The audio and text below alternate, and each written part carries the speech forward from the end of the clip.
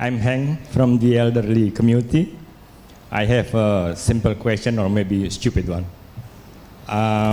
As you may aware that we are now living in a very hectic political situation, conflict here and there, war that never ends. Some people are boycotting some product. So it turns that you may have to cut down your headcounts. So what is the solution for this situation? Thank you. Okay, great questions. If you have to do the cut off or lay off for the employees, how did you think about that? Okay, so let me take you back to the year. What year was that? But we were all younger. But when the US did all the cutting, they regretted it because they just mindlessly went through their organization, did the chop, and then including their best talents. And 6 months down the road, what did they realize? Oh, we want you back. Okay.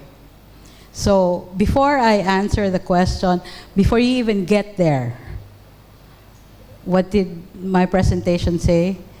CNB is not a cost. It's a strategy. We need to get our leadership on board with that mindset, because I can cut other stuff. The last to be cut should be people. Because who's going to deliver on the promise of your brand if there will not be people left in the organization? Because we all know that when we take out people, even if you did take out the bad ones, the safety, the emotional safety of the ones left behind is already compromised. So that will affect productivity, that will affect motivation to show up for work. They're going to start looking for other jobs. So having said that, one of the things that you can do is, I don't know what the labor laws in every country are, but there's this concept called furlough, where you can keep employees as your employees, just no pay, but keep your benefits running.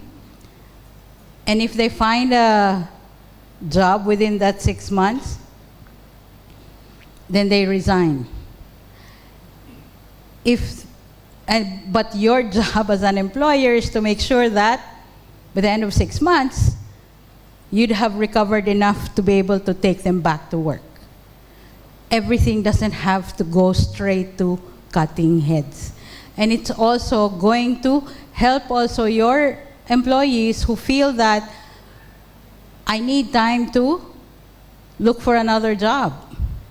Because we also all know that when they get payoffs because they got cut, that money is not going to last long.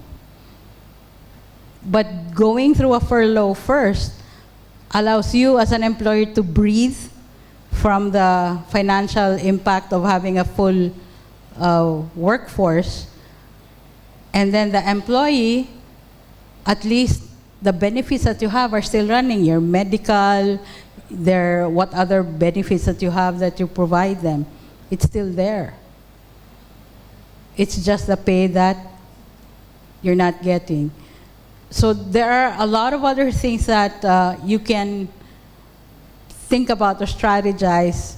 And the last thing that you should think of is taking out people from the workforce. Unless you're overmanned, that's a totally different conversation. So as an example, when Iran bombed Qatar, we had 1.2 tons, one container of bananas underway. Halfway through, the customer had to call it off and send it to Singapore. and the container sat there with bananas ripening. We can't stop the bananas from ripening. In the same token that we can't tell the bananas in the plantations to don't grow. Our customers are at war. We can't do that.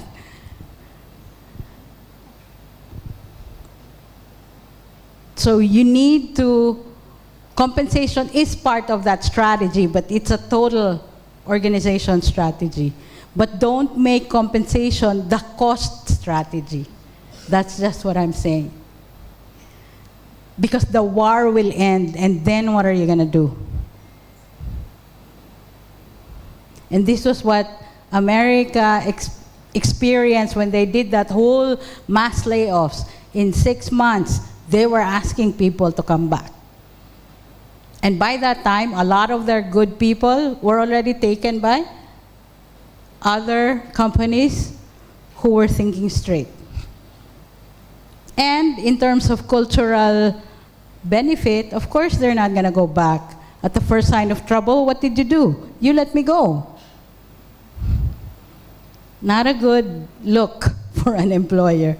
So for me, if you can find ways to try to make it, make the man cost not seem like a man cost, but an investment, like I said earlier, into a bigger strategy, then that's better.